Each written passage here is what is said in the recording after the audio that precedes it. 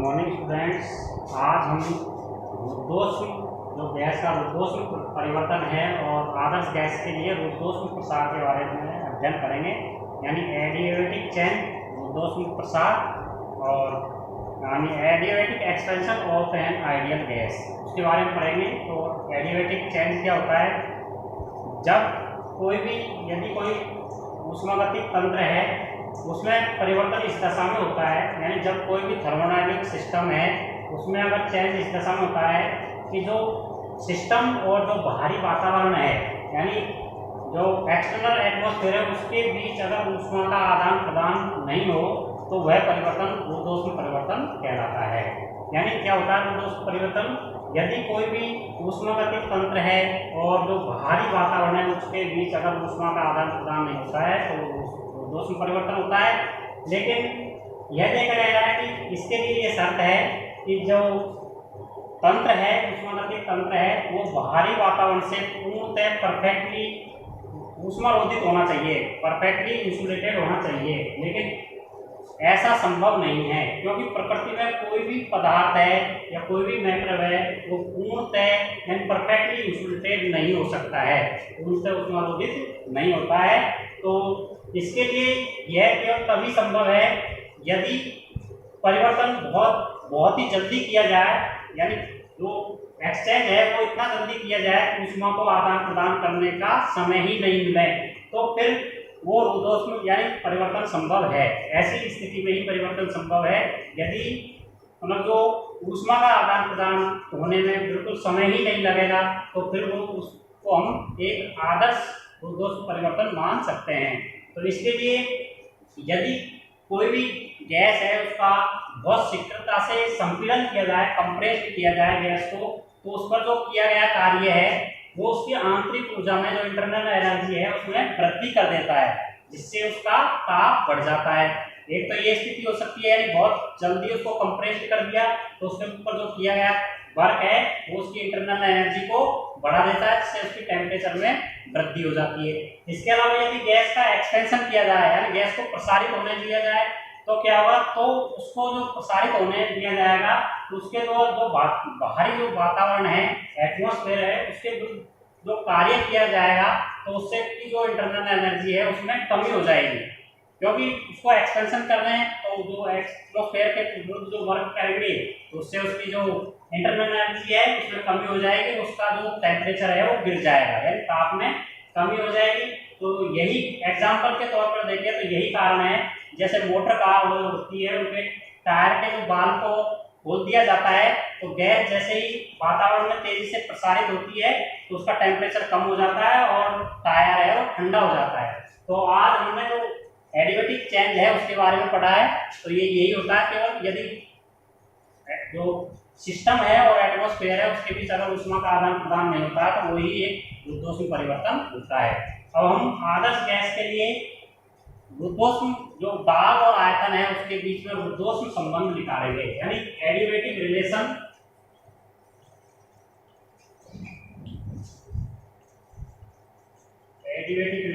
Between pressure and volume of an ideal gas.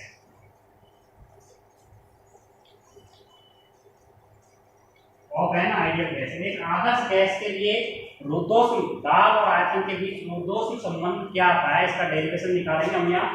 तो सबसे पहले हम मानते हैं कि माना कोई 1 ग्राम गैस का अणु है, 1 ग्राम जो गैस का अणु है उसका प्रेशर P है, वॉल्यूम V है एंड जो टेम्परेचर है वो T है, ये हमने मान लिया।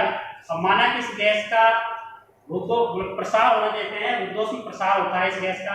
तो रुद्धोष्म प्रसार होने पर क्या होता है? इसके द्वारा जो कार्य किया जाता है, प्रसार में जो कार्य किया जाएगा, तो क्योंकि जो गैस है उसको बाहर से ऊष्मा नहीं मिल रही है, परफेक्टली इंसुलेटेड है पार में, तो बाहर से ऊष्मा नहीं मिलेगी, तो जो गैस के अंदर है उसी जो अंदर गैस की ऊष्मा है उसके द्वारा ही कार्य किया जाता है।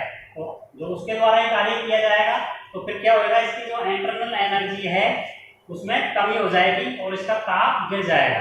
तो जब गैस को एडियाबैटिक चेंज करते हैं तो उसके जो माना कि जो इंटरनल एनर्जी में कमी होती है वो हम ये मानते हैं कि इंटरनल एनर्जी में कमी कितनी हुई है, डी।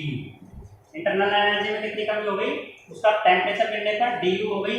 और माना कि जो गैस द्वारा किया गया कार्य है वो कितना है, डी डब्ल्यू है, ये हमने माना है। तो ऊष्मागतिकी के प्रथम नियम से, यानी first law of thermodynamics, first law of thermodynamics, first law of thermodynamics, first law of thermodynamics क्या होता है, फर्स्ट लॉ ऑफ थर्मोडायनेमिक्स के अनुसार जो आंतरिक ऊर्जा में कमी है du प्लस dw जो किया गया कार्य है बराबर 0। ये इसको हम इक्वेशन नंबर 1 कह सकते हैं। ये ऊष्मागतिकी का प्रथम नियम है।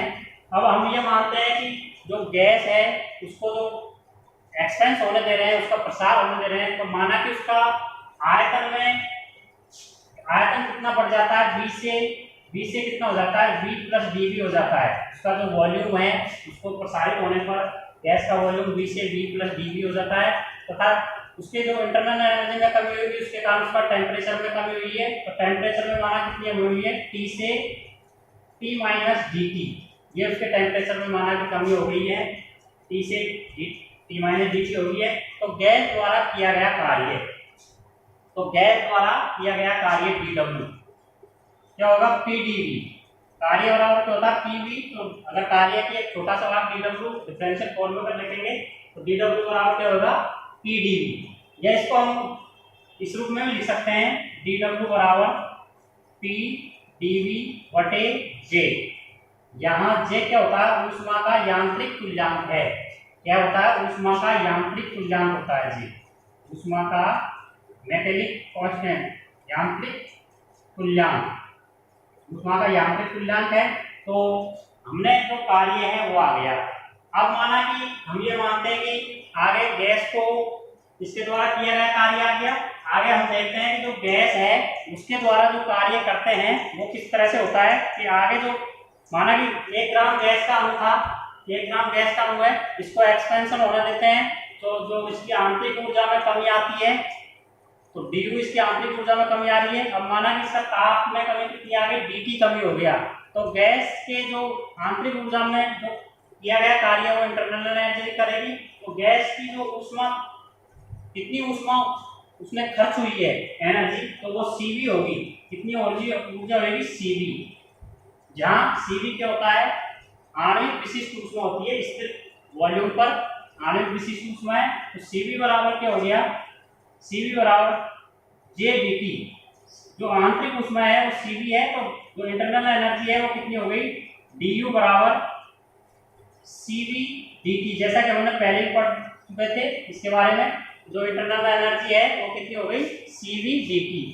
जब हमारे पास इंटरनल एनर्जी की वैल्यू आ गई और dw कार्य की वैल्यू आ गई, तो इन दोनों वैल्यूओं को इक्वेशन 1 में रख सकते हैं। जो फर्स्ट लॉ ऑफ थर्मोडायनेमिक्स है उसमें du और dw की वैल्यू रख देंगे हम, तो हमारे पास क्या होगा, du की इसकी जगह Cv dt, इंटरनल एनर्जी की वैल्यू प्लस कार्य कितना है, pdv बटे j बराबर 0।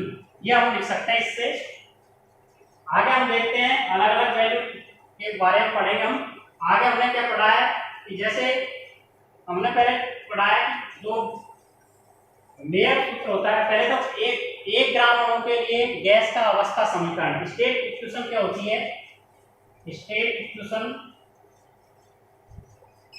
1 ग्राम अणु के लिए गैस का अवस्था समीकरण क्या होता है, Pv बराबर RT। ये हम पहले जानते हैं, गैस के लिए अवस्था समीकरण क्या होता है, Pv बराबर RT।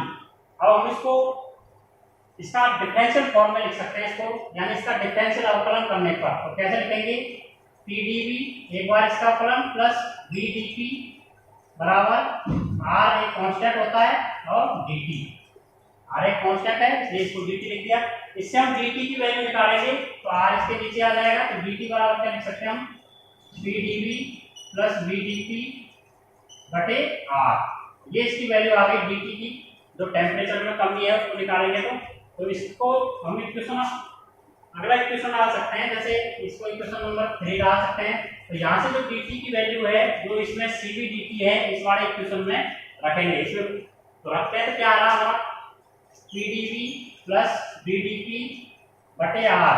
ये केवल ये R और आगे dt की वैल्यू है, CV को इसको गुणा में रख सकते हैं हम, CV है वो इसके मल्टीपल में है, आगे ऐसे कैसे लिख देंगे प्लस PdV बटे J बराबर 0। इसका हम पक्षांतर करके इसको इधर ले जा सकते हैं, तो इसको इस रूप में लिख सकते हैं CV PdV प्लस VdP बराबर, इसके नीचे R को इधर लिख सकते हैं, तो इसको इस रूप में लिख सकते हैं हम, इसको इधर ले जाएंगे तो क्या हो जाएगी ये संख्या माइनस में, इधर ले जाएंगे तो माइनस में उधर हो सकती है संख्या, माइनस में क्या हो जाएगी PdV बटे J, और R इसके साथ बच जाएगा, R है, R इसके नीचे है, इसको यूं लिख सकते हैं R है, R को इधर भी लिख सकते हैं हम, लिख सकते हैं कि इस तरह से लिख सकते हैं, तो इसको इससे गुणा भी कर सकते हैं, इसको हम तो गुणा करने पर इसको क्या हो सकता है CV से गुणा करेंगे तो CV PdV plus CV VdP, इस तरह से इसको इससे मल्टीप्लाई कर दिया, इसको इससे मल्टीप्लाई कर दिया बराबर, इधर R को इधर लिख दिया हमने, माइनस में लिख देंगे R बटे J और PdV, इसको ऐसे कैसे लिख सकते हैं। तो आगे क्या देखते हैं हम कि इसको इस रूप में लिखने के बाद इसको अलग अलग से गुणा कर सकते हैं, हम क्या कर सकते हैं इसको अलग अलग से गुणा कर देंगे इसको, तो हमारा आ गया CV PdV plus CV VdP बराबर R बटे J। अब R हमने एक मेयर सूत्र पढ़ रखा है, मेयर सूत्र क्या होता है CP माइनस CV बराबर क्या होता है R बटे J। ये R बटे J होता है, उसकी जगह हम ये इक्वेशन रख सकते हैं, तो आगे हम इसको इस तरह से लिखेंगे, आगे देखते हैं क्या आता है। ये इक्वेशन था, इसको हमने इस तरह से लिख दिया, माइनस R बटे J था, तो इसको ऐसे कैसे लिख देंगे, यानी R बटे J की जगह क्या लिख देंगे माइनस में, या फिर इसको पक्षांतर करके इधर ले आते हैं पहले, तो इसको लिख सकते हैं हम CV PdV plus CV VdP plus R बटे J, इसको अगर इधर ले आएंगे तो प्लस में हो जाएगा R बटे J, और R बटे J की जगह लिखेंगे CP माइनस CV, या R बटे J की लिख दिया, और बाकी PdV को PD ऐसे कैसे लिख देंगे, ठीक dV बराबर 0। आगे इसको खोलेंगे हम, तो जो हमारे वैल्यू है CV PdV, ये तो इससे कैंसिल हो जाएगी, प्लस में है और ये माइनस में है, केवल हमारे पास ये वाली वैल्यू बचेगी CV VdP प्लस CP से ये वाला गुणा होएगा तो CP PdV बराबर 0। इसको इक्वेशन हमारा अगला दे सकते हैं, इक्वेशन नंबर 4। ये वैल्यू बचेगी क्योंकि ये वाली वैल्यू है, ये इससे कैंसिल हो जाएगी। अब हम क्या करेंगे, इसमें CV P व V से डिवाइड करने पर इसका भाग देंगे, इसमें डिवाइड करने पर CV PV से भाग देंगे। अब इस वैल्यू में इसका भाग देंगे, CV से CV कैंसिल हो जाएगा और V से V कैंसिल हो जाएगा, तो DP बटे P प्लस अगली बार इस टर्म में भाग देंगे इसके, तो क्या होएगा P से P कैंसिल हो जाएगा, तो CP बटे CV, P से P कैंसिल हो गया तो DV बटे V, ये राशि हमारे पास आ गई बराबर 0। आगे हमने क्या पढ़ रखा है, आगे हमने पढ़ रखा है कि CP बटे CV बराबर क्या होता है गामा, एक क्या होता है गामा। ये हमने जो स्थिर दाब पर विशिष्ट ऊष्मा है और स्थिर आयतन विशिष्ट ऊष्मा, उसका अनुपात हम पहले पढ़ चुके थे, क्या होता है CP बटे CV बराबर क्या होता है गामा। ये कांस्टेंट संख्या होती है, तो इसका हम वैल्यू रख सकते हैं यहाँ, तो क्या आ गया हमारे पास DP बटे P प्लस इसकी वैल्यू गामा रख देंगे, तो DV बटे V बराबर 0। अब क्या हो गया, इसका लॉग, इसको समाकलन करेंगे, इसका समाकलन करने पर यानी इंटीग्रेशन इसका इंटीग्रेशन करेंगे तो क्या आएगा log P log P plus gamma, इसका क्या हो जाएगा लॉग बी बराबर कांस्टेंट नियतांक, बराबर क्या हो जाएगा कांस्टेंट नियतांक आ जाएगा। आगे हम इसको इस रूप में लिख सकते हैं, एंटी लॉग लेंगे इसका, एंटी लॉग लेने पर तो एंटी लॉग लेंगे,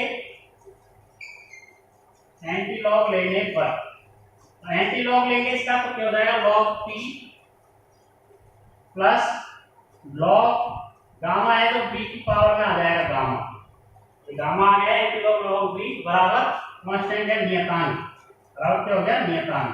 आगे हमने लॉग की जो फॉर्मूला है वो पढ़ रखा है, जैसे लॉग अगर log n plus log n होता है प्लस में तो क्या हो जाएगा लॉग एम एन गुणा हो जाएगा लॉग एम एन, इस रूप में होता है इस फॉर्मूला। अगर log n plus log n है तो लॉग एम एन लिख सकते हैं। तो हमारा ये फॉर्मूला क्या बन गया लॉग पी और बी इसकी पावर गामा बराबर नियतांक, ये क्या बन गया बराबर नियतांक। अब इसका भी लॉग लेंगे, आगे लॉग लेने पर तो लॉग का लॉग लेंगे तो क्या आ गया हमारे पास पी बी